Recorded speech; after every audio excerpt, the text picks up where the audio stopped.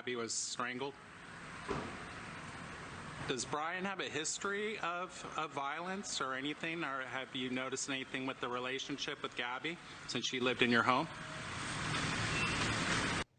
Yeah, silence from Brian Laundrie's dad, Chris, this morning on a pre-dawn gas station run, less than 24 hours after strangulation was revealed as the cause of Gabby Petito's killing. Her longtime boyfriend, Brian, is the only person of interest and has been missing for almost a month. Here now, John Walsh, host of In Pursuit with John Walsh on Investigation Discovery.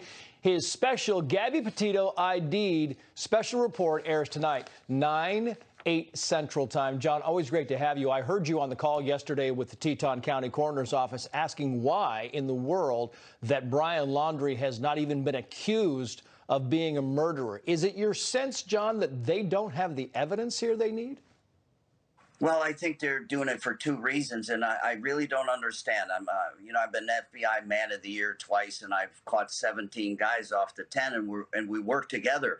But why they haven't released that nationwide warrant for homicide and let everybody in, the marshals and everybody else? We need to catch this creep. He's a coward. He's a horrible weasel. And if he gets cornered and his horrible parents, the despicable, dirty Laundries, his mom and dad that are financing his run, if they gave him a gun, if he gets cornered, he might take somebody out. But it's a matter of time for this guy. And I think the coroner, Dr. Blue, he did the right thing. He called in.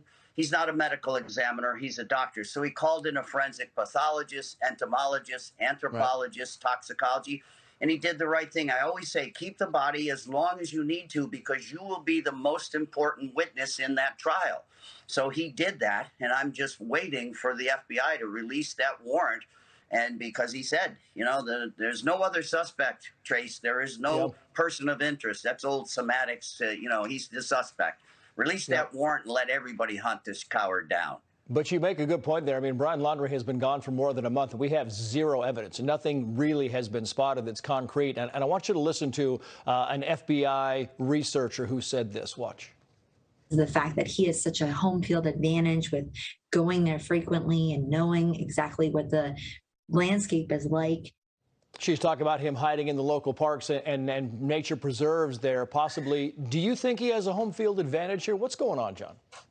He's not a Navy SEAL. He's not a survivalist. He brags. We got a tip from a friend of Abby's who said, you got to be aware that Brian brags about living on the Appalachian Trail for 3 months out of his backpack. But he's a mama's boy. He can't exist. He's getting help, Trace. He's getting help. He's getting help from the parents. And I'm praying someday that they will be arrested for aid and abetting an escaped felon. Maybe the lawyer, too, Bertolino, the wannabe Johnny Cochran that's representing him. But he's getting help, and that's why he's staying out there. And we've had over 1,000 tips to my hotline about equal between the Appalachian Trail and heading south through Mexico. Could be anywhere, though. The father, when he went on that little camping spree, the three of them, then they told the neighbors that they were going to go away for a 3-day weekend. Brian was visible in the back seat. They saw him at the campground, and then all of a sudden the father and Brian disappear. And who comes home but the dirty Laundries, mom and dad, without Brian? So that gave him a 3-day head start. Then the DePitos filed the missing persons warrant. Missing persons issue. Then the lawyer calls a week later after that and says, we want to do the right thing. Brian's missing. He went to a nearby swamp, and mom and dad found his car. Like that, big preserve. They find the car, and they leave Brian a note. Mom says, if you're hurting Brian, you might kill yourself, come home. Then they bring the Mustang home without Brian on Thursday, and they wait till Friday. The lawyer, Bertolino, calls up and says, he says, we're afraid for Brian. He's dead in that swamp. Trace, it was a red herring. They bought him 4 more days. He had an 8-day head start on everybody. 16 seconds left in the show. John Walsh, always great to see you. Everybody deserves due process, including the parents. It's always great to get your insight, John. That is the story of Wednesday, October 13th, 2021. But as always, the story goes on. I will see you back here tomorrow, 3 p.m. Eastern, your world right now.